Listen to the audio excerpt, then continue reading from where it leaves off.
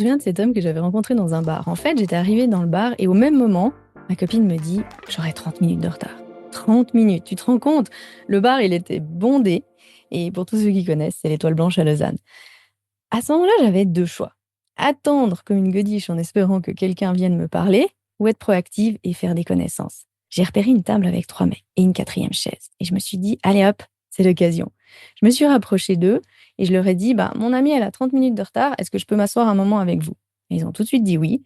Et là, je m'assieds et c'est le flash. Je le regarde, il me regarde, on se regarde et waouh! Échange de numéros, rendez-vous et début prometteur. Mais j'ai paniqué parce qu'il me plaisait vraiment. Au point d'y penser tout le temps, à me demander quoi faire, comment proposer quelque chose, comment ne pas trop le brusquer. Parce que j'avais déjà pas mal lu sur la séduction et être détachée pour justement ne pas le faire fuir, parce que ça m'était arrivé un nombre incalculable de fois. Mais à l'époque, j'y arrivais pas. Et puis, je détestais me dire que je devais utiliser des techniques de séduction ou me retenir de montrer ma joie et mon enthousiasme d'avoir rencontré quelqu'un qui me plaisait. Et au fond, c'est pas tant que je risquais de le faire fuir, mais c'était plutôt que ça me prenait la tête et j'aimais pas du tout ça.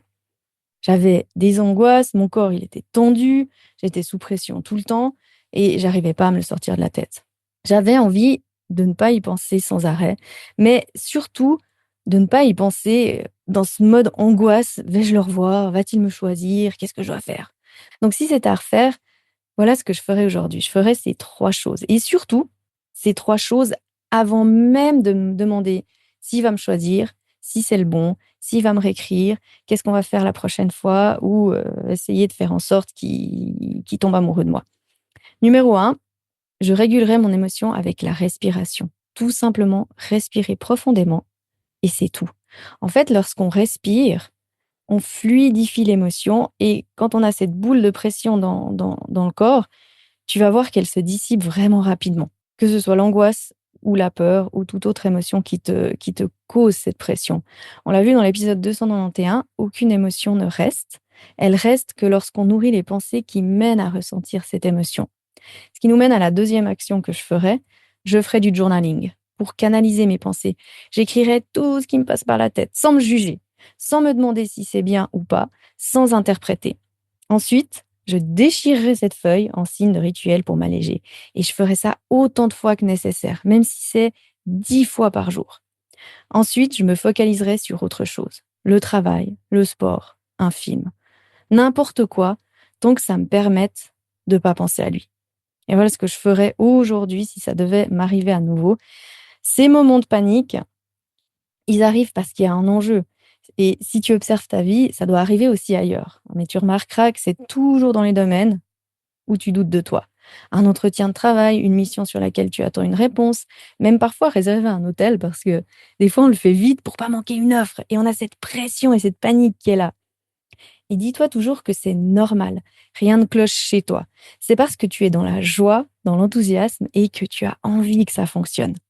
Mais il ne faut pas que ça se transforme en prise de tête. Les débuts de relation, ça doit être joyeux. On doit profiter de cet instant où on découvre l'autre, rester spontané et ainsi choisir en toute conscience et pas juste sur la base d'un flash ou d'une émotion, comme ce que je vous décris dans la formule amoureuse.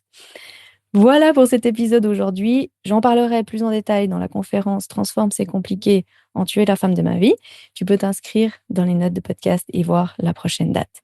Magnifique semaine et si tu aimes le podcast, comme d'habitude, je serais ravie que tu lui mettes 5 étoiles. Merci à toutes celles et ceux qui l'ont déjà fait.